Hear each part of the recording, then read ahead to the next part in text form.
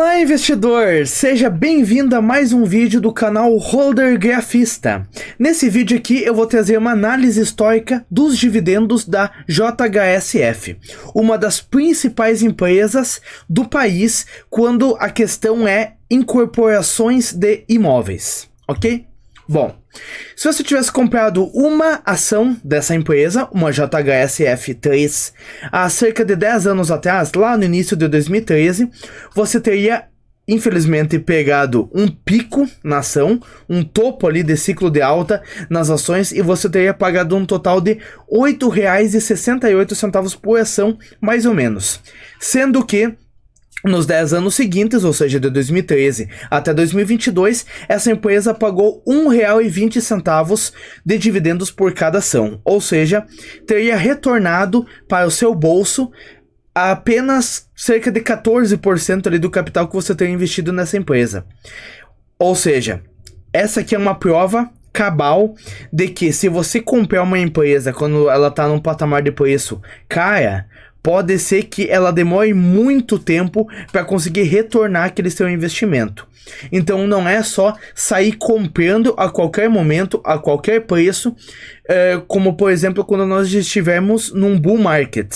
Não é sair comprando a qualquer preço, que a tendência é que se você estiver pagando caro por aquela ação, você leve muito tempo para ter um retorno.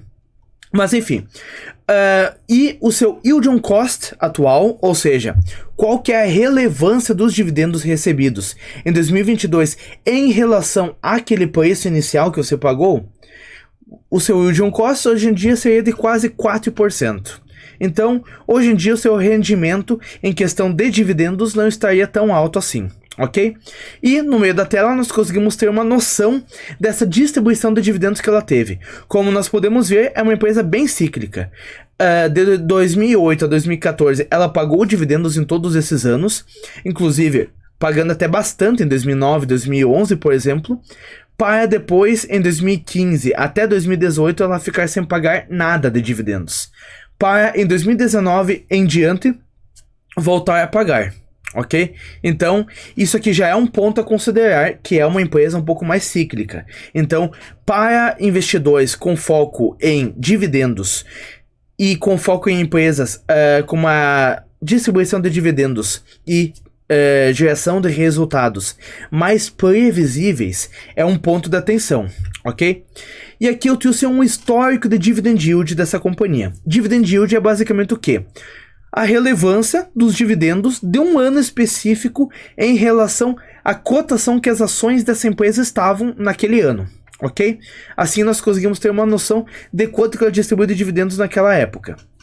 E eu fiz uma média aqui, se a gente pegar todos os anos em que ela distribuiu dividendos, de 2007 a 2022, a média de dividend yield ficou em 4,16%, que é uma média razoável para quem busca dividendos. Porém, como eu já citei, ela é uma empresa que ficou vários anos sem pagar dividendos. Então, é um ponto que a gente precisa se atentar, ok? Será que esses dividendos, nos anos em que ela distribuiu, foram sustentáveis? E aí, eu peguei aqui lá de dentro do site do Status Invest, um histórico desde 2008 para cá. E como nós podemos ver, apenas em um ano, no ano de 2010, que ela distribuiu dividendos acima de 60% de payout. Payout, caso você não saiba, é o quanto do lucro que a empresa está tendo, que ela está transformando em dividendos e entregando para seus acionistas. E eu gosto de empresas que distribuem no máximo 60% desses lucros, porque quer dizer que ela sobe pelo menos 40% deles, para que a empresa possa reinvestir no negócio e continuar crescendo. No caso da JHSF, teve apenas um ano em que ela distribuiu mais de 60%. Então, podemos concluir, na minha opinião, que em todos esses outros anos que ela distribuiu, os dividendos foram sustentáveis sim. Mas como nós podemos ver, em 2014 e até 2017 que ela não distribuiu, teve um motivo por trás. Olha só, 2014 e 2015 ela estava passando por dificuldades com um lucro muito reduzido, podendo correr riscos de ter prejuízos, e Riscos esses que em 2016 e 2017 se materializaram, ou seja, ela de fato teve prejuízo. E se a empresa está tendo prejuízos, não há o que distribuir para seus sócios. Logo, ela acabou suspendendo os dividendos durante esse período aí. Então, o que nós podemos tirar disso? Basicamente, ela é uma empresa cíclica como todas as outras, principalmente no setor de construção civil. É um setor bem cíclico. Não é à toa que ela está dentro de um setor de consumo cíclico, ok? Como eu acabei de falar, eu vou só dar uma resumida rápida aqui. São ciclos, ela tem momentos bons e momentos ruins. Nos momentos bons, ela tende a distribuir muitos dividendos, ter muito lucro. Nos momentos ruins, ela tende a cortar esses dividendos aí, ok? Se você quer uma empresa mais previsível, com geração de caixa, geração de lucros mais sustentáveis e constantes com o passar do tempo, para que a distribuição de dividendos também seja constante, pode ser que esse setor que não seja o mais interessante, ok? Corre algum risco de ser cortado? Aí eu gosto sempre de trazer a margem líquida. O que acontece?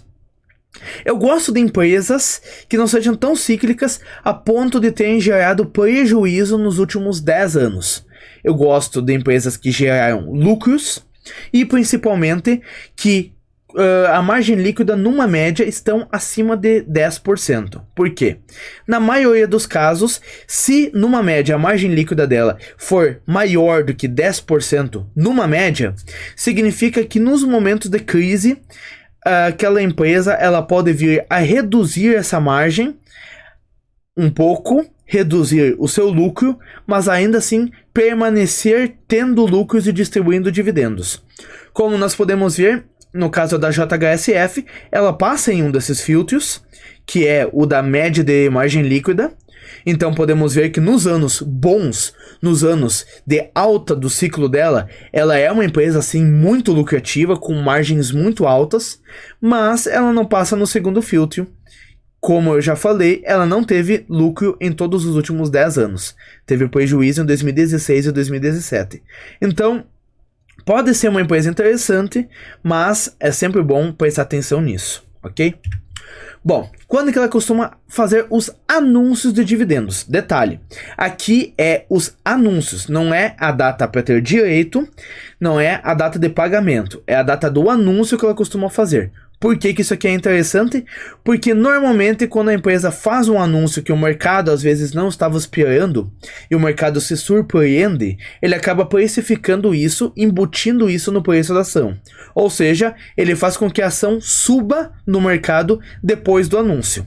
Então, caso você esteja interessado em investir nessa empresa e você queira receber já dividendos no curto prazo e você acredita que o preço da ação está barato, então pode ser que vale a pena você se adiantar um pouco a esse anúncio e focar um pouco mais os seus aportes nessa empresa e depois do anúncio, caso o mercado vier precificar, interromper seus aportes, ok? Bem simples.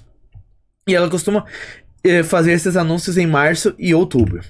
E agora sim, o mapa de calor dos proventos. Isso aqui eu tirei lá de dentro do site do Status Invest e é de fato a data de pagamento dos dividendos.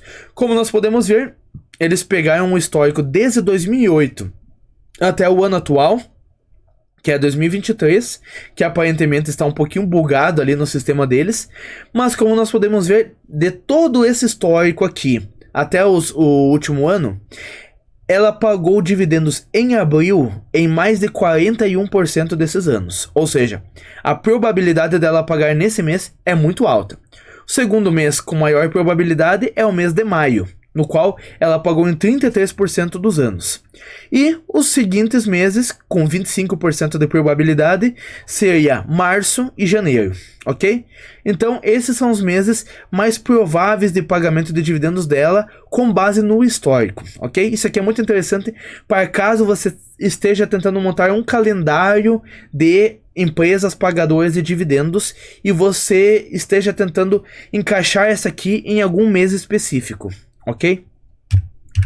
E agora, qual que teria sido a sua rentabilidade sem os dividendos?